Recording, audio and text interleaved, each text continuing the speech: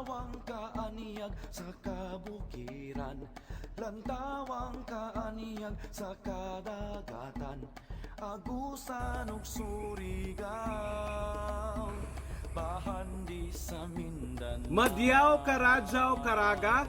I am Oscar Jose M. Fajardo, a DIP student of Western Mindanao State University of Zamboanga City.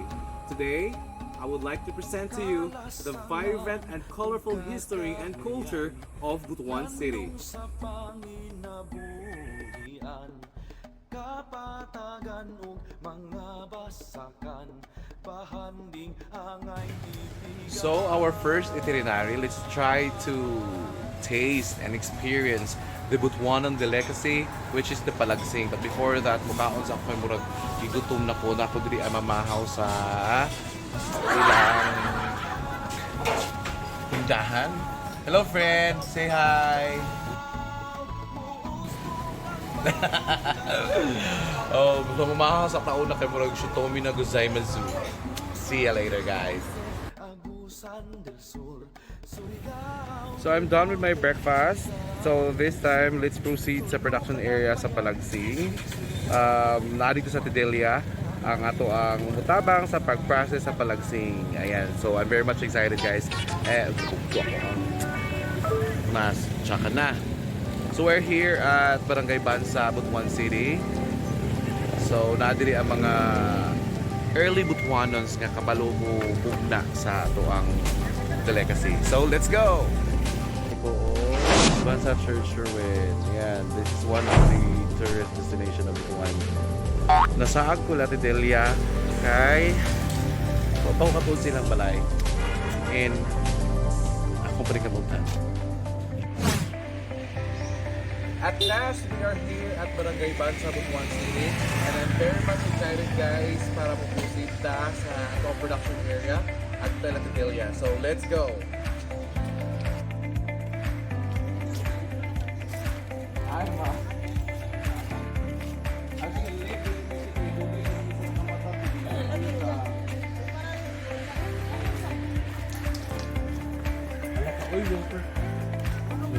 Really prepare sa Tidelia, guys.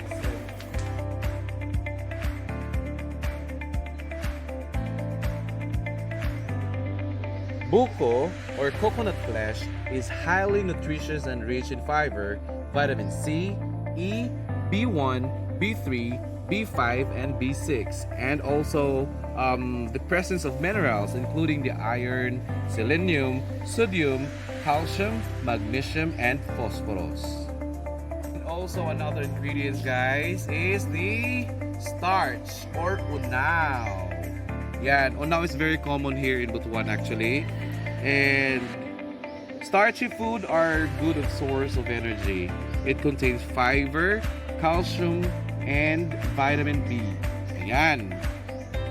Alright, so another main ingredients po ng palagsing, which is dili mawala dapat ang sweetness. Ang brown sugar! Brown sugar is very important because of its molasses content. Brown sugar contains certain minerals, most notably calcium, potassium, iron, and magnesium, which is di natin makikita sa white sugar contains. Right. And also vitamin B po, makikita natin sa brown sugar. Alright, so ladies and gentlemen, mga suon, di na nato dugayo, no? So, let's start sa pag-process sa pagbuhat sa atong palagsing. So, ladies and gentlemen, I'm very proud to present to you my beautiful mother na siya ang magbuhat sa atong palagsing, si Ate Delia. Hello, Ate Dels. Good morning. Ate Dels, di ba nakaka-years nagbuhat ng palagsing? Dugay-dugay na. Pag kami nyo na ako. Ay, mao. So, unsa kung kasubigan nung nagdaminyo ka? Mga 90, 92. Okay. So, pinito mag-ihapti kay murag maabtan tani. 10 years. No? So, Asa ni mo nakuha or nakatiguhan ni siya, te? Sa akong mother-in-law, bukuanon yun sila. Ah, okay. Sa imong mother-in-law. Mother-in-law, maghimaay siya unaw. Mm. Akong mother-in-law, bukuanon yun sila ka. Sila man nagtiayon. Okay. So, mo gito'y kabilin sa imong Tino nga murag jewel nga kabilin sa imong parents because actually mga suon rare ni sila makita na lang no nga kanang mo process og unaw. I mean seldom lang sila diri sa abot one actually. So Tin, let's proceed. So unsa may unang tubuhaton kay Delia? Pag-mix sa unaw. Okay.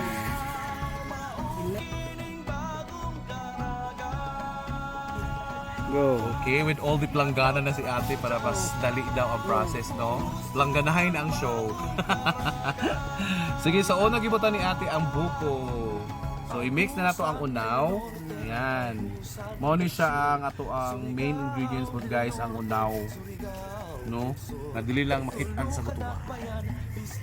Ayan, gi-mix na ni ate. Kaaniyag wala sa uban. So dali na day kayo siya.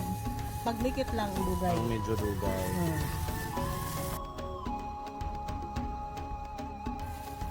Nakoy question sa mga pang Miss Universe. What is your secret to make it more delicious?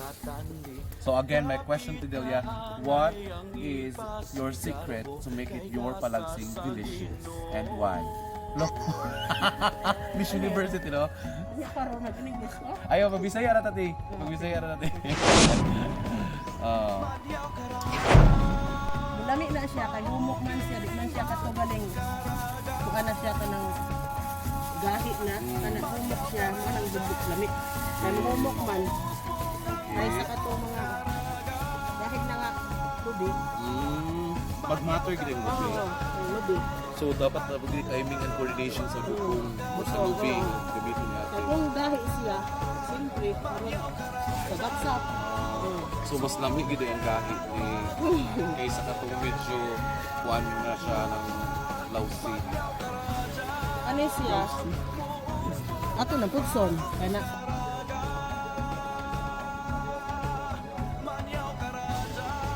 Okay, so another procedure po sa buhat ko palagsing. So gilikit na ni Ate Delia ang ato ang palagsing.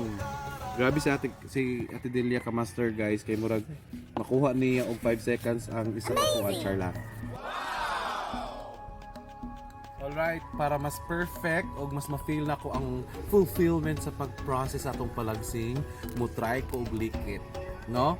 So, Ate Delia, pahulam akong pala. Sige. So, dapat small amount ra guys, kay kung daghanon nimo siya na tendency mahilaw. Matod pa sa ako ang master diri nga si Ate Delia. So, push backward. Yan, then tuyok. Dapat ang pagtuyok dili pareha sa iyang gipatuyok-tuyok ra imuhang gugma. And i-fold dayon siya. Chining! So, this is our palagsing. Ano na siya ka simple guys.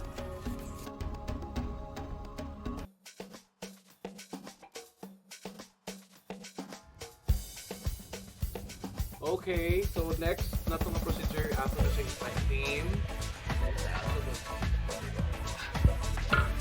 Okay, ano na ito pa natin dito na? Okay. Pila po ni ka minutes na ito pa nun, Tay? 30 minutes lang basta. 30 minutes. Nari tayo. Ang tubig niya guys is 1/4 siya sa kaldero. Bukan natin yan.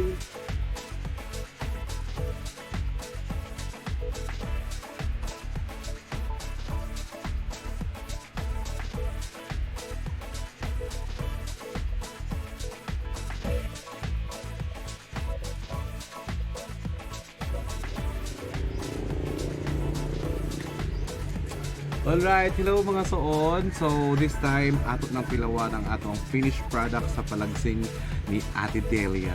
You know what guys?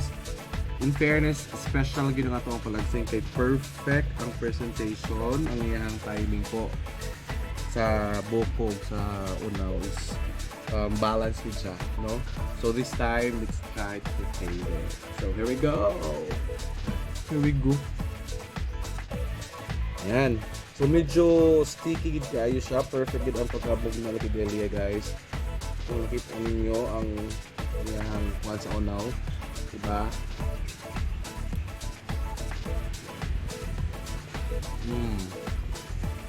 Beside nga lamian siya, napagid siya yung mga benefits nga madawatan, especially for those performers and athletes, since ang ingredients is rich in sugar, starch, and carbohydrates. This is alternative source of our energy po, and this is also good for our health and body condition. At the same time, di lang siya lami, guys, but healthy food siya, no? So thank you very much, Ate Delia, for sharing your talents to us. In fairness, 2 thumbs up po sa Palagsing.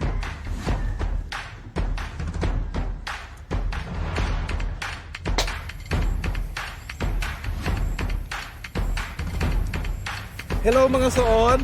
So if you have enough time to visit Butuan, don't forget to taste the Palagsing as part of your itinerary.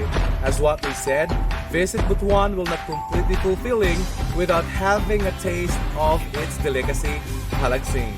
Salamat Kadiao! Thank you very much mga suon for watching.